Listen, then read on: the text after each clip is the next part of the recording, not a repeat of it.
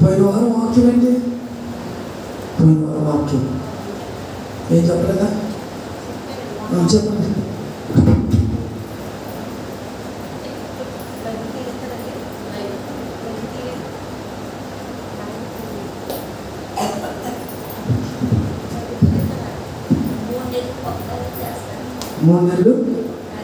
మూడు నెలల్లో మన చరిత్ర మారుతుందని చెప్పాడు. ఎలా మారుతుంది చెప్పాడు కదమ్మా.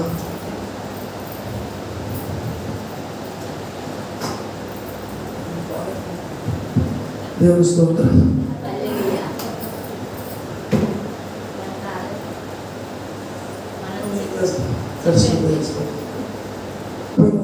ఎలా ఎలా అయితే ఆశీర్వాదం వస్తుంది అని చెప్పాడు దేవుడు.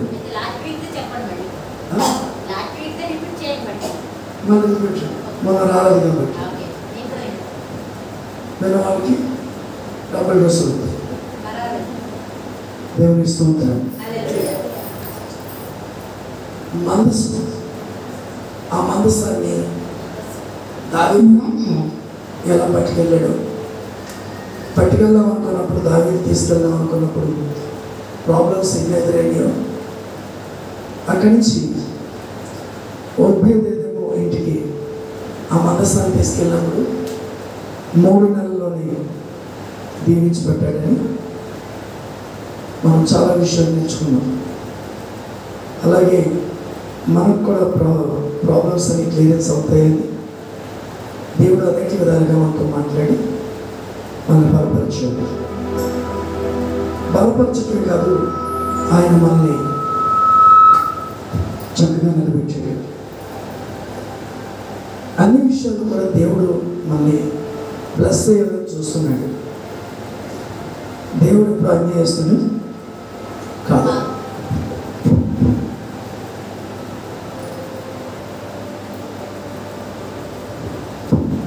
దేవుడు ఎప్పుడు అన్యాయస్తుడు కాదు. మనుషుడు అన్యాయం చేసిన దేవుడు మాత్రం అన్యాయం చేయలేదు. కాకపోతే కొన్ని అనుమతించబడతాయి.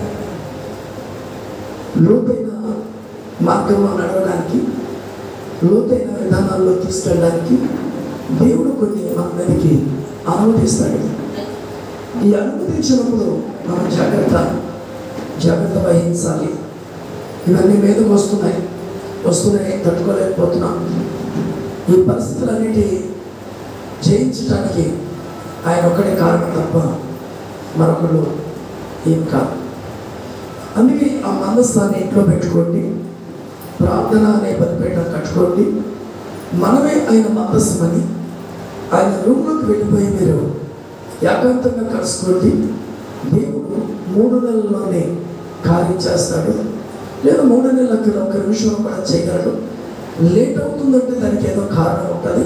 కంగారు పడతానికి చాలా హెచ్చరికలు అనేక మంది ఎలా దీవించబడ్డారు, ఎలా ఆశీర్వదించబడ్డారు, అనేక విషయాలు మనం తెలుసుకున్నాం. ఈరోజు కూడా అంశం ప్రార్థన ఆలోకించేవాడు అనే చిన్న మాట నేను తక్కువ సమయంలో ముగిస్తాను.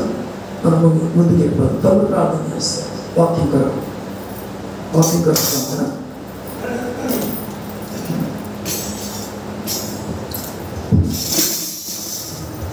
ప్రార్థన చేసుకుందాం. వాక్యమైన యేసయ్య, ఈ వాక్యం ద్వారా మాతోటి మా అందరితోటి మాట్లాడండి. మమ్మల్ని సరిచేయండి. నేను నడవలసిన మార్గంలో మమ్మల్ని నడిపించమని మీ దాక్ష్యం నిలబెట్టుకుని మీ ఆత్మతో నీకు అభిషేకించి మీరే మాట్లాడి మీరే బోధించమని వాక్యమైన యేసుక్రీస్తు నామమున అడిగి వేడుకుని పొంది ఉన్నాం ప్రభు. ఆమేన్. మంచిది. మరి మొదటిగా వచ్చి ప్రార్థన ద్వారా ప్రారంభించి పాటల ద్వారా దేవుడు కనపరిచి తమ్ముడు ఒకటే కొట్టుకుంటూ పాడుకుంటున్నాడు. మా వారు చూశాను, కానీ నిరాశలో కనపడాల. ఎవరు వచ్చారు ఎవరు రాలేదని వాళ్ళని నేను అబ్జర్వేషన్ చేశాను. వాళ్ళు ఒకడే పాడుతున్నాడు, ఒకడే కొట్టుకున్నాడు. నెంబర్ 1 అనిపించింది మనసులో. తెలుసా, అటు చూశాను, ఒక్కడే పడుతున్నాడు, ఒక్కడే పడుతున్నాడు. శోభ్రం అంటే అందరూ ఉన్నప్పుడు ఆ లెక్క వేరు, ఒంటరిగా ఉన్నప్పుడు లెక్క వేరు. అదే బ్లెస్ చేస్తాడు డబ్బులు. ఈ మధ్యకాలంలో ఒక్కొక్కరి జీవితం కొంచెం అబ్జర్వ్ చేయడానికి దేవుడు కొంచెం స్కాన్ చేస్తున్నాడు. ఎవరెవరా ఏంటి పరిస్థితి. పొట్టు ఎగిరిపోయింది, గింజలు ఉన్నాయి. దేవుని స్తోత్రం. పొట్టు ఎప్పుడు ఎగిరిపోవాల్సిందే, అవునండి. గింజలు బయట పారేస్తారా? ఎక్కడున్నాయి? కొట్లో భద్రంగా ఉంటాయి కదా. పొట్టు బయట వేసి ఏం చేస్తారు?